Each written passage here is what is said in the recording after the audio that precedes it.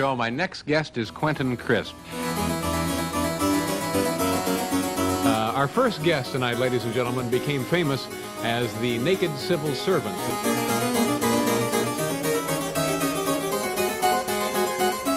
Hit the public's attention with his autobiography, The Naked Civil Servant. The title of his autobiography, we'll chat about that when he arrives, which recounted his years in England living openly as a homosexual. He is currently appearing in Oscar Wilde's The Importance of Being Earnest at the Soho Repertory Theater here in New York City. This is at the Actors Playhouse right here in New York City.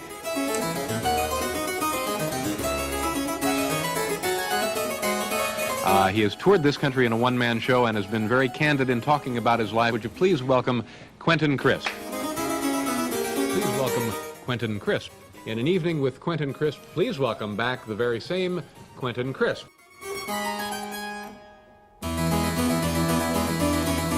What was your ambition as a child? When you were a young fellow, what? When I was a child, at a time when my brothers wanted to be wonderful things like engine drivers and the captains of iron ships, I wanted to be a chronic invalid.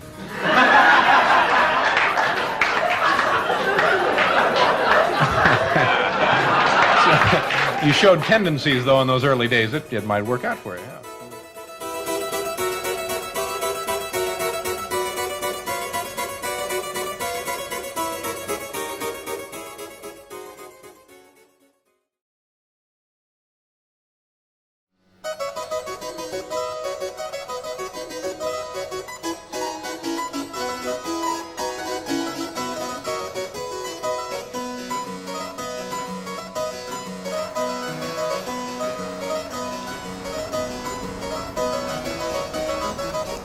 We're all in the gutter. It's just that some of us are looking at the stars.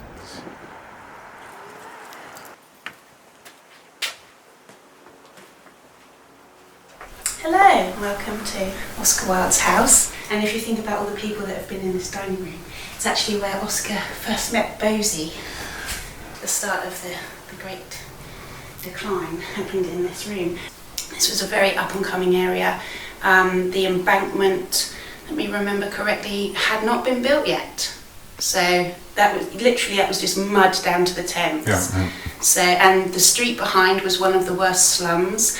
And in the daytime, Constance and the children would take food round to the poor, and in the evening, Oscar would go around and find young men. That's how he conducted himself. And actually, something very interesting. This is a first edition. Something very interesting has been pasted in the back.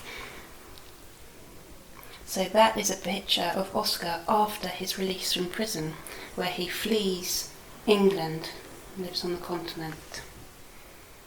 And this place should be a museum, really. There's still lingering hostility towards the homosexual community in this area because they don't want to glorify it. And that's half the reason that I let people in. Yeah. As somebody who's an advocate of Oscar Wilde, what are some of your favourite Wildeisms? Some of his...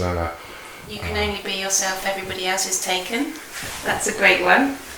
You said that you knew of Quentin Crisp. Tell me what you do know about Quentin Crisp. No, sorry. Did he... Oh no, I don't know. It's somewhat... Quentin was, like Oscar, a raconteur, like Oscar, a writer, but the significant thing about Quentin is that during the 1930s, when he made a conscious decision that he was going to live his life openly as a homosexual, and therefore he would wander the streets around here with his nails painted red, his toes painted red with open sandals, his hair dyed red, growing it very long, lipstick, eyeshadow, the full kit and caboodle, and he would wander the streets around here, often getting beaten up by people. But his name has faded. You ask people, like asking yourself, and people, they may have heard the name, but they don't know who it is. Yeah. Or they've never heard of him at all. And I've been a big fan of his, and Wilde for that matter. And there's always been kind of parallels between the two, and sometimes Quentin talks about Oscar Wilde. Well, I worry about Mr. Wilde. He said, in matters of great importance, it is not sincerity that matters, but style. To me, they're the same thing. Style isn't a lot of dandies. It's a way of stripping yourself of everything except your true self. When he came out of jail, he fell apart completely and spent the rest of his life in a drunken stupor in Paris. I've known people who were in prison twice as long without writing any of that bad verse. And when they came out, they went on with their lives. Shaken, but they went on with their lives. But Mr. Wilde must have accepted the judgment passed upon him, or else he would not have been crushed by it. He had no idea of just how sordid his life seemed to the rest of the world.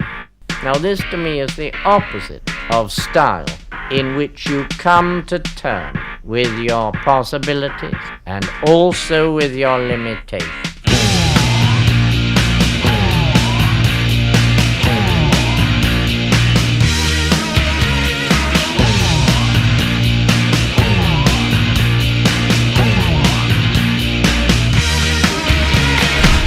And here we are, 129 Beaufort Street, SW3. This is the house that Quentin Crisp lived in. And up there, those are the rooms that he lived in. This is the window from which on a clear day you can see normality.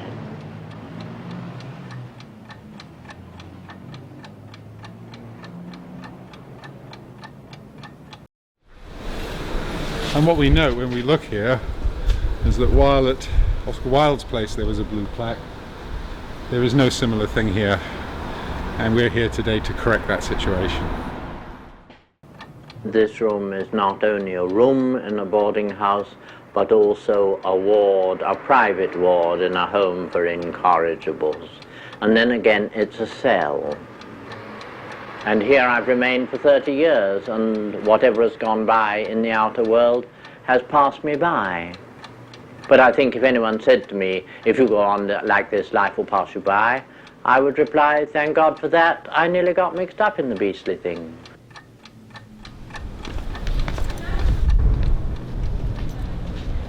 Anyhow, this is the house I think deserves a blue plaque. And in this documentary we'll try to make a case for that, about why this person is so important and why Quentin should never be forgotten. Just across the road, is this new? It is new. Oh, wonderful. Did you know Quentin Crisp? Yes, of course. Did you know he lived in this house here? I had no idea. Oh, that's amazing. And you've amazing. heard of Quentin Crisp? I have, yes, I work with writers, so absolutely. What do you know about Quentin Crisp?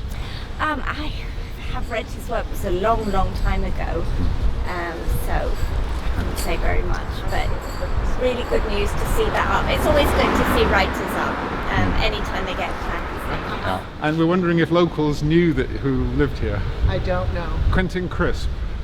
Oh, really? Do you know Quentin Crisp or know of him? Oh, I'm thinking of, I've heard the name. We're visiting this house here, 129. There's a famous gentleman who used to live here. Okay. His name was Quentin Crisp.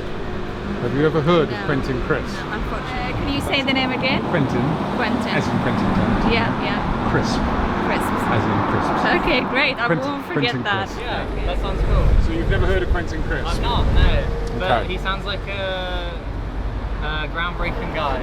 Have you got a phone? I do. Are you on the internet? Yep. Look up Quentin Crisp. Quentin as in An Tarantino. artist model, the naked civil servant. Interesting. That's really cool. Treat yourself to the book. Okay, yeah, And we'll do. if you go on YouTube, you don't fancy pushing it to the book, at least watch the drama. Definitely. Okay, Will what's do. your name? I'm Ben. Dan, I'm Peter. I'm Pleased Ben, to- sorry. Ben. You're Ben? Yeah. You forgot me. I've been told that we live in a sex-ridden society. I would have said that we lived in a world corroded with envy. This I have no difficulty in substantiating. When I turn on my television set, what does it show me? Someone stomping through the streets, screeching for equal pay, equal opportunity. Equal is a dead word. Never take as your object in life the desire to be anybody's equal. Once you have entered the profession of being, you have become a professor of a subject on which you are the only living authority. What other people do with their life, with their style, will not matter.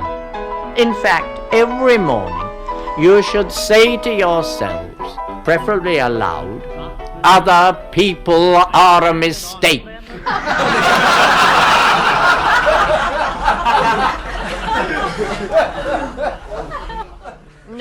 I had a brief chance encounter with Quentin Crisp in the Charing Cross Road in 1974 when I was 22 and a young student.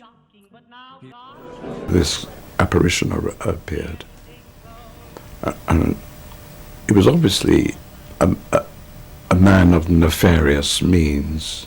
He was very beautiful in a kind of Venusian sort of way. He looked as if he'd just come from another planet. And he said, "Oh." He said, "You're you?" He said, "No, sit down and tell me the story of your life." He was walking towards me, peering imperiously, and noted and pointed at my gay liberation badge. He was one of the few queens who hated being homosexual. He wished he hadn't been. But having decided he was, he went the full hog. Oh, he said of me, by the way, Mr. Melly had to be obscene to be believed. Anything goes. His first response was, "What do you want liberation from?" So I rattled off, the discrimination in law. The world has gone mad today, and good bad today, and black white today, and days night today, and those guys today that women pride today are just silly gigolos. So even out in high society, who can't forget propriety, goodness knows, anything goes. The world is topsy-turvy, non-conventional, technical, unconventional, love, love, love is here to stay, and anything. Tell us all about it, man. Where will I be able to see it? Will it be on? Oh, we'll tell you what to see it. Yeah, for sure. Will it be on YouTube? I recognise your face. Everyone says that to us, don't they? Not familiar face, but I probably haven't. Yeah. It's called I wanted to be a chronic invalid. Is that a quote from him? That's a quote from him. I don't know. I wouldn't have found out about it otherwise. You've heard about Quentin then? Of course, yes. What do you know about him? What do I know about him? Yeah. He died in Manchester when he came back to the... He wanted to die in England, didn't he? Yeah, but he was going to be in a show, wasn't he? And then I don't think he made it to the first night. No. But for whatever reason, he was determined to get back. I'm a legal alien. Sting did a song, didn't they? Englishman in New York. Yeah. I thought the Sting song was made about him. The Sting song, yes indeed, an Englishman in New York, yeah. Very camp and not a lot else. And weirdly, I looked at something literally a couple of days ago. Or saw something, and I was thinking, Did you say Quentin used to come round? Well, I believe he lived very near here, didn't he, Quentin Crisp? There are various parts of London. Yes, and I seem to remember Madame Vigneault was telling me they used to come round. But I just can't... He wasn't someone who came fully into my life, unfortunately. I think I more knew the actor who played him. Who was the actor who played him? That was John Hurt. Of course, yes. Nicely there, Quentin. Yes, said. I mean, it was in the script. I mean, and that's what I go by. That's right. It was in the script, and I didn't You think did say anything of it. quite sweetly to him, why don't you sod off back to Hoxton? That's The right. Elephant Man, was he? That was John Hurt played the Elephant Man. But what's that got to do with Quentin Crisp? Well, Why it's am only I- that John Hurt played Quentin Crisp in the... Oh, that's why I'm making the association. In the TV drama, yeah. It's very difficult to kind of separate the two of them. It's almost as if John Hurt is Quentin's alter ego there, so to speak. And if you ask a lot of people, and even you were saying about my generation, but I ask a lot of people of my generation and they barely remember him. And if they do, they often think of the TV adaptation of his life and John Hurt. I know basically fuck all about it. Oh, right, okay. Well, I feel so I should. We're just going around putting the poster up in various places But and it's filming the those poster. names that Yeah. just, yeah. Sorry, I wish I could But you were right. You said I thought he was dead. So I sort of got confused about the two things.